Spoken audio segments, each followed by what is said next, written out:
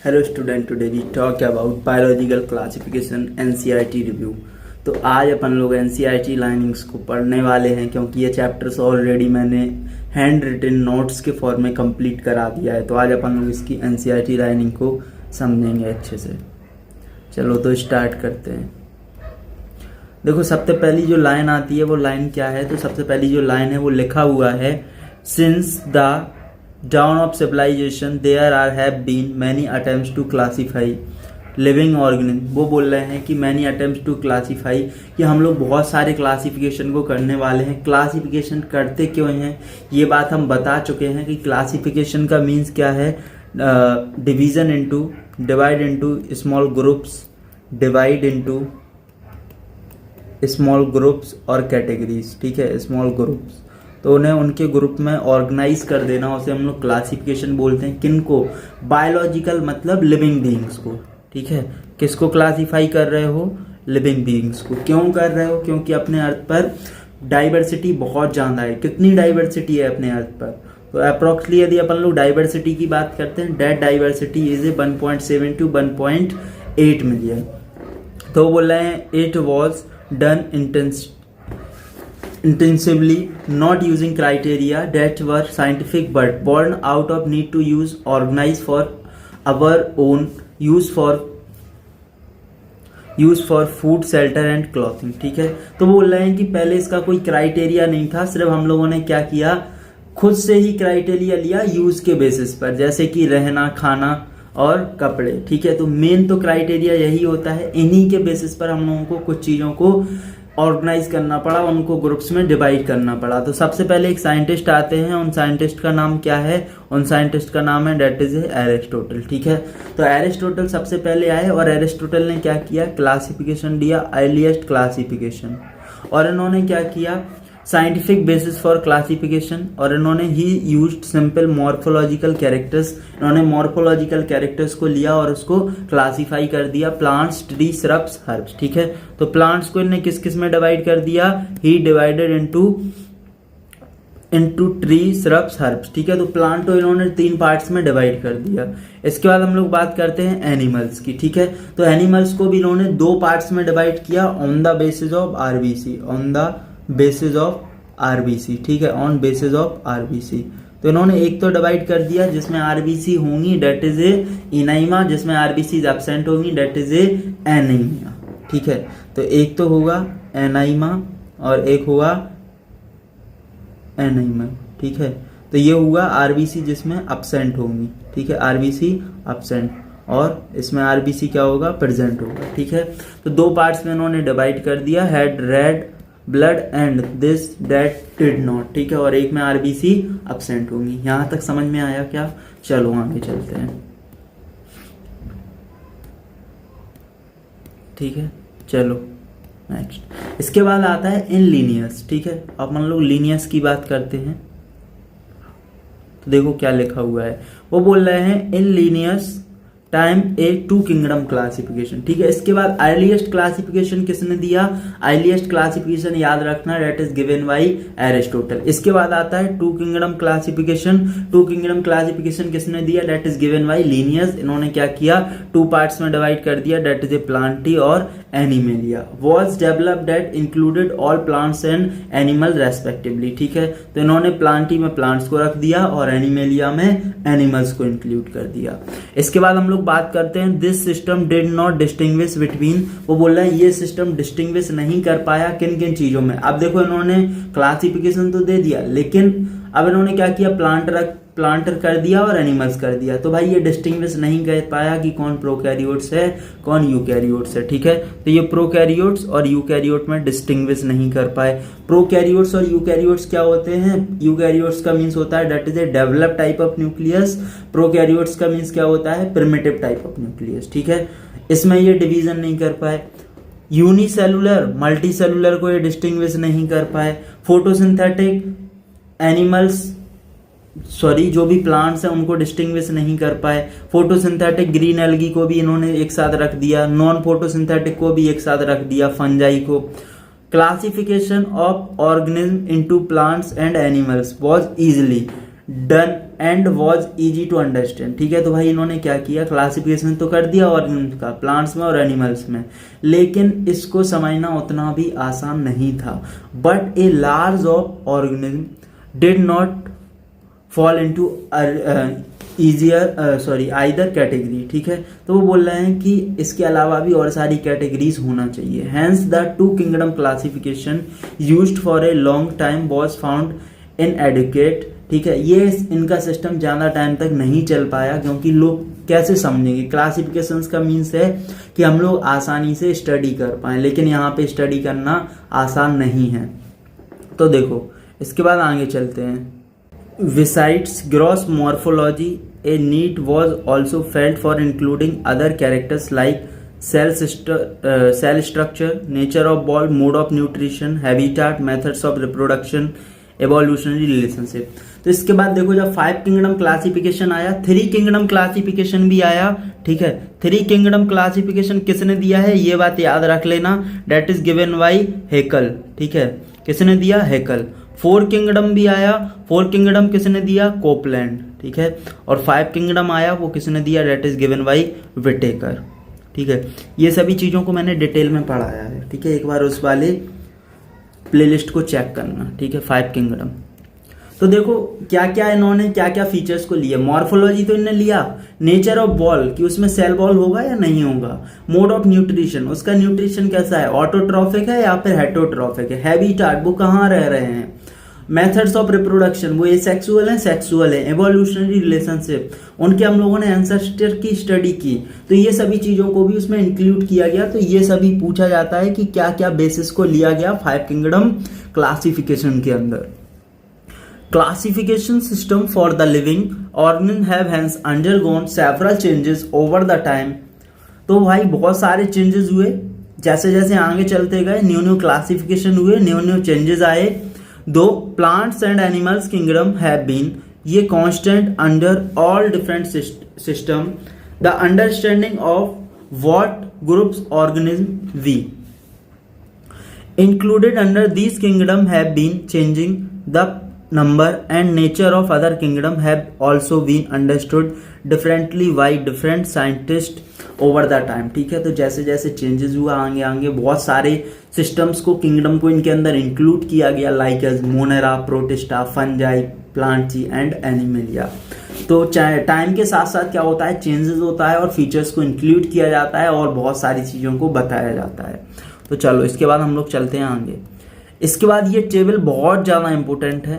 तो देखो ये टेबल में क्या है, सेल टाइप, तो प्रोकैरियोट्स होते हैं हमारे मोनेरा। ठीक है, अब देखो मोनेरा यदि प्रोकैरियोट्स हैं तो याद रखना प्रोकैरियोट्स में क्या होगा, न्यूक्लियर मेम्ब्रेन एब्सेंट होगा। ठीक है, प्रो का मतलब ही होता है प्रिमिटिव, प्रिमिटिव मतलब उसमें जो न्यूक्लियस के आउटसाइड में जो वॉल्स है वो एब्सेंट होगी। बॉडी ऑर्गेनाइजेशन सेलुलर होगा, नॉन सेलुलर लॉजिक। ठीक है, सेल वॉल होगी इसके अंदर। मोड ऑफ न्यूट्रिशन की बात करें तो ऑटोट्रॉफिक हो सकता है, camo synthetic and photosynthetic, heterotrophic. ठीक है, सेप्रोफिटिक हो सकते हैं, पैरासाइट हो सकते हैं। पैरा मतलब लिविंग चीजों पर डिपेंडेंट होंगे, सेप्रो मतलब मरे हुए चीजों पर डिपेंडेंट होंगे।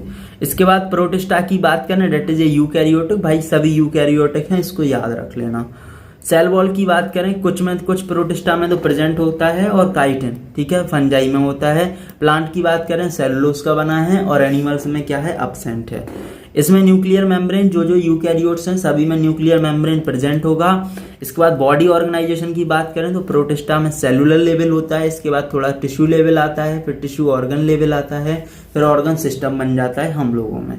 मोड ऑफ न्यूट्रिशन की बात करें ऑटोट्रॉफिक होगा, हेटरोट्रॉफिक होगा, प्लांट ऑटोट्रॉफिक और हम लोग होते हैं क्या, हेटरोट्रॉफिक। ठीक है, तो ये हो गया। चलो आगे, तो ये आपका बेसिक्स हो गया। ठीक है, क्या क्या बेसिस लिया, RH विटेकर। ठीक है, 5 किंगडम क्लासिफिकेशन आया, ईयर बहुत ज्यादा इंपॉर्टेंट है 1969। ठीक है, proposed 5 kingdom classification, the kingdom defined by him were named Monera, Protista. ठीक है, क्या क्या चीजें आई 5 किंगडम में, Monera, Protista, fungi, Plantae, Animalia. ठीक है, the main criteria classification used by him include cell structure, body organisation, mode of nutrition, reproduction and phylogenetic relationship. Phylogenetic relationship मतलब evolutionary study, gives comparative account of different characters, ठीक है। तो ये सभी characters को लिया गया 5 किंगडम क्लासिफिकेशन में। इसके बाद आता है 3 डोमेन सिस्टम, ठीक है। इसको हम लोग 6 किंगडम क्लासिफिकेशन भी बोलते हैं, 6 किंगडम क्लासिफिकेशन, ठीक है। अब पूछा जा सकता है 6 किंगडम क्लासिफिकेशन किसने दिया, डेट इज गिवन बाई कोल्बूस, ठीक है। तो इन साइंटिस्ट का नाम है कोल्बूस, तो इसको याद रख लेना, ठीक है, कोल्बूस, ठीक है। तो ये पूछा जा सकता है। चले आगे, चलो 3 domain system has also been propose that divides the kingdom, ठीक है। किंगडम को डिवाइड किया गया मोनेरा को into 2 domains, leaving the remaining eukaryotic kingdoms in the 3rd domain thereby 6 kingdom classification. You will learn about system in detail in higher classes, ठीक है। तो इसमें कमी पढ़ते हो, उसको हायर क्लासेस में अपन लोग पढ़ते हैं डिटेल में। चलो आगे, इसके बाद वो बोल रहे हैं let us look at this 5 kingdom classification to understand the issues and considerations that influence the classification system. Earlier classification system included bacteria, blue-green algae, fungi, mosses, fern, gymnosperm and angiosperm under plants, ठीक है। तो पहले भाई क्या हुआ, earliest classification आया, एक ही चीज़ों के अंदर उन्होंने सभी चीज़ों को रख दिया, ठीक है। उसमें प्लांट्स भी थे, बैक्टीरिया भी थे, एंजियोस्पर्म भी थे, जिम्नोस्पर्म भी थे, टेरिडोफाइट्स भी थे। तो भाई ऑल ओवर सभी चीज़ों को उन्होंने उसी चीज़ के अंदर रख दिया। The characters that unified this whole kingdom was that all the organisms included had a cell wall in their cells. This placed together group which widely different in other characteristics brought together the prokaryotic bacteria and the blue-green algae cyanobacteria with other groups which were eukaryotic, ठीक है। तो वो बोल रहे हैं कि जो सभी चीज़ें थी, जैसे कि प्रोकैरियोटिक बैक्टीरिया थे, कौन सा, साइनोबैक्टीरिया, तो इसको पहले किस में रख दिया गया, एक साथ रख दिया गया, ठीक है। With other groups with were eukaryotic, ठीक है। किसी को यूकैरियोट्स के साथ में, किसी को प्रोकैरियोट्स के साथ में। Also group together the unicellular organism and multicellular organism, ठीक है। यूनिसेलुलर और मल्टीसेलुलर को अलग अलग नहीं रखा गया। क्लेमाइडोमोनास, स्पाइरोगाइरा वर प्लेस टुगेदर अंडर एल्गी, ठीक है। तो इनको एक साथ रख दिया गया एल्गी के। Classification did not differentiated between the heterotrophic, ठीक है। हेटरोट्रॉपिक और ऑटोट्रॉपिक को भी इन्होंने एक साथ रख दिया था पहले। Fungi, autotrophic fungi and the autotrophic green plants, though they also showed a characteristics difference in their walls composition, fungi, chitin, ठीक है। वो बोल रहे हैं कि सभी प्लांट्स का, एनिमल्स का, बैक्टीरिया का, सभी का अलग अलग बना होता है, क्या, सेल वॉल। जैसे कि फंजाई का बना है काइटिन का, ठीक है। एल्गी का किसका बना होता है, गैलेक्टन्स एंड मैनल्स का। यदि हम लोग बैक्टीरिया की बात करते हैं तो किसका बना होता है, ग्लूकोसामाइन वगैरह का, ठीक है। तो ये क्या है, सभी चीज़ों की सेल वॉल अलग अलग बना है, तो इनको अलग अलग रखना चाहिए, लेकिन इन सबको भी इंक्लूड किया गया एक ही साथ भी। इसके बाद हम लोग देखते हैं in their walls while the green plants had a cellulose cell wall, ठीक है। वो बोल रहे हैं ग्रीन प्लांट्स की बात करते हैं तो उसकी सेल वॉल की बनी, किसकी बनी है, सेलुलोज की। When such characteristics were considered the fungi were placed in A separate kingdom, ठीक है। तो वो बोल रहे हैं कि फंजाई को फिर अलग रखा गया, अलग किंगडम बनाया गया। All prokaryotic organism were grouped together under kingdom Monera, ठीक है। तो प्रोकैरियोट्स को मोनेरा में रख दिया गया। Unicellular eukaryotes organism placed in protista, ठीक है। यूनिसेलुलर ऑर्गेनिज्म को किस में रखा गया, प्रोटिस्टा में।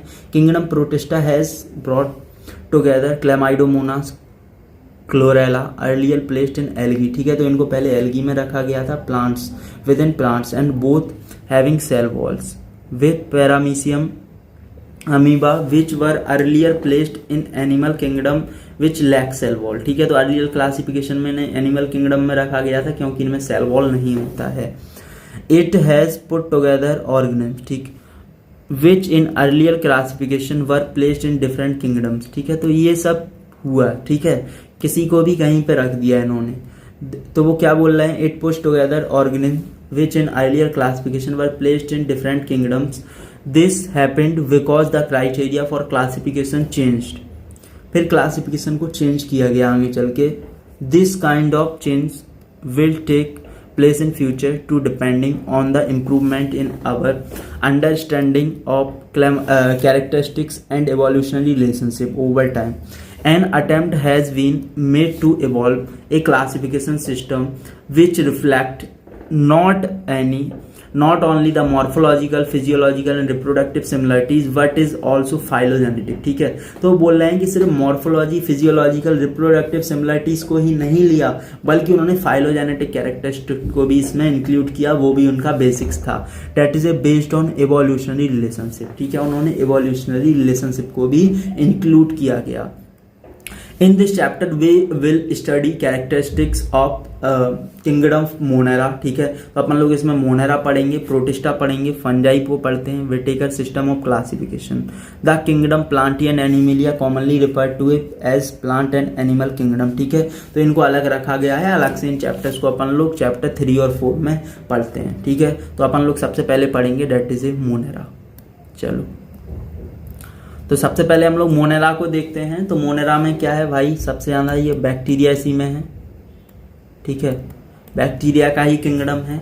बैक्टीरिया आर सोल मेंबर्स, तो भाई यही सोल मेंबर्स हैं किंगडम मोनेरा का। They are most abundant microorganism, सबसे ज़्यादा अर्थ पर बैक्टीरिया ही देखने को मिलते हैं। बैक्टीरिया कर ऑलमोस्ट एवरीवेयर, बैक्टीरिया को कहीं भी देख तो चारों दिशाओं में बैक्टीरिया ही बैक्टीरिया हैं।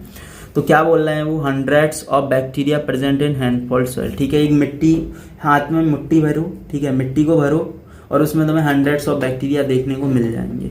They also live in extreme habitats, तो भाई वो बड़े अजब अजीब सभी जगह पे रहने लगते हैं। हॉट स्प्रिंग, तुम कितनी भी बहुत हॉट स्प्रिंग्स की बात कर लो तो भाई ये वहाँ मिल जाएंगे। डिजर्ट्स की बात कर लो, वहाँ मिल जाएगा। स्नो की बात कर लो, स्नो में मिल जाएंगे। डीप ओशियंस, तुम ओशियंस के अंदर चले जाओ, वहाँ पे भी भाई तुम्हें बैक्टीरिया देखने को मिल जाएंगे। Where very few other life forms can survive. ठीक है, तो भाई ये कहीं भी सर्वाइव कर जाते हैं। Many of them live in और अदर ऑर्गेनिज्म एज पैरासाइट। ठीक है, दूसरों के ऊपर डिपेंडेंट कर जाएंगे। तुम मर गए तुम्हारे ऊपर आ जाएंगे, तुम जिंदा हो तुम्हारे ऊपर फिर भी आ जाएंगे। तो भाई ये बैक्टीरिया है, ये कहीं भी आ सकते हैं। ठीक है, इसके बाद bacteria are group under 4 categories. ठीक है, तो बैक्टीरिया को 4 कैटेगरीज में डिवाइड किया गया ऑन द बेसिस ऑफ से स्पेरिकल कोकस। ठीक है, कोकस कैसा होता है, स्पेरिकल, ये दिख रहा है हम लोगों को, डेट इज ए कोकाई। इसके बाद आता है बैसिलाई। ठीक है, तो बैसिलाई क्या है, that is a rod shape, इसमें स्पोर्स होते हैं। इसके बाद बात करते हैं कौन सा, that is a Vibrio comma shape. ठीक है, और ये आ जाता है हमारा स्पाइरलम। ठीक है, स्पाइरल से। तो ये हमारे 4 अलग अलग टाइप्स होते हैं इसके। यहाँ पर समझ में आया, ये बहुत ज़्यादा इंपॉर्टेंट है, तो इसको अच्छे से याद कर लेना, शेप पूछा जाता है। देखो इसके बाद वो क्या बोल रहे हैं, सॉरी यार वो वीडियो बंद हो गया था। देखो, दो the bacterial structure is very simple. ठीक है, इस लाइन पे क्वेश्चन आएगा, बैक्टीरियल स्ट्रक्चर कैसा है, वेरी सिंपल है, लेकिन बिहेवियर इज वेरी कॉम्प्लेक्स। ठीक है, बहुत इंपॉर्टेंट है। Compare to many other organism, bacteria as a group show the most extensive metabolic diversity. Metabolic, highly metabolic diversity होता है क्योंकि कॉम्प्लेक्स बिहेवियर है। Some of the bacteria are autotrophic, क्या बोल रहे हैं वो, कुछ बैक्टीरिया ऑटोट्रॉपिक भी होते हैं, सिंथेसाइज देयर ओन फूड। ठीक है, वो अपना खुद फूड बनाते हैं, कहाँ से, फ्रॉम इनऑर्गेनिक सब्सटेंस। ठीक है, इनऑर्गेनिक सब्सटेंस से। दे मे बी फोटोसिंथेटिक ऑटोट्रॉपिक और कैमोसिंथेटिक ऑटोट्रॉपिक। वो फोटोसिंथेटिक ऑटोट्रॉपिक भी हो सकते हैं और कैमोसिंथेटिक ऑटोट्रॉप्स भी हो सकते हैं। Vast majority of bacteria are heterotrophs. ठीक है, मोस्टली जो बैक्टीरिया होंगे वो कैसे होंगे, heterotrophs. They depend on other organism और on dead organic matter for food. ठीक है, तो ये डिपेंड भी करते हैं किस पर, ऑर्गेनिज्म पर, डेड ऑर्गेनिक मैटर पर, फूड के लिए। तो समझ में आया यहाँ तक। चलो इसके बाद आते हैं हम लोग आर्की बैक्टीरिया। देखो आर्की बैक्टीरिया की बात करें, आर्की मतलब ये प्रिमिटिव हैं थोड़े से। These bacteria are special since they live in some most harsh habitat. ठीक है, तो भाई ये बहुत ही हार्श कंडीशन में रह जाएंगे, जैसे एक्सट्रीम सॉल्टी कंडीशन में यदि वो रह रहे हैं, डेट इज ए हेलोफिल्स। ठीक है, तो इन्हें हम लोग बोल देते हैं हेलोफिल्स। यदि वो हॉट स्प्रिंग में रह रहे हैं जहाँ पे बहुत ज़्यादा टेम्परेचर है, तो उन्हें हम लोग बोल देते हैं थर्मो एसिडोफिल्स। ठीक है, यदि वो मार्सी एरियाज में रह रहे हैं, दलदली एरियाज में रह रहे हैं, तो हम उन्हें बोल देते हैं मीथेनोजेंस। समझ में आया यहाँ तक। चलो Archie bacteria differ from other bacteria, क्या बोल रहे हैं वो, आर्की बैक्टीरिया डिफर करते हैं अदर बैक्टीरिया के साथ में in having a different cell wall अलग अलग उनका स्ट्रक्चर्स होता है।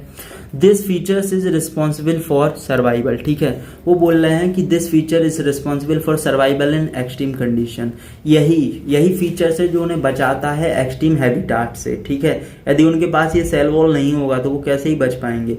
मीथेनोजेंस आर प्रेजेंट, मीथेनोजेंस और देखो कहाँ पे होते हैं, गट ऑफ सेवरल रूमिडेंट्स, ठीक है, जो एनिमल्स होते हैं उनकी गट में ये देखने को मिल जाते हैं। Cow, buffalo and they are responsible for production of methane gas, dung of animals, ठीक है, तो इनका जो गोबर है, ठीक है, उसमें भी मीथेन गैस होती है। जब ये अपना मुंह चलाती है ना काउ बफेलो, तो वहां से भी मीथेन गैस अपन को देखने को मिल जाता है।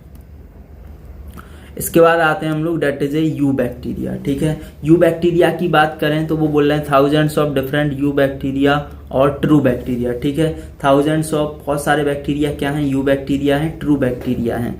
दे are characterise by the presence of a rigid cell wall, क्यों, क्योंकि इनके पास रिजिड सेल वॉल है। डेट इज ए मोटाइल, ये मोटाइल हो सकते हैं, एक जगह से दूसरी जगह पर जा सकते हैं, क्यों, क्योंकि इनके पास होता है फ्लैजला।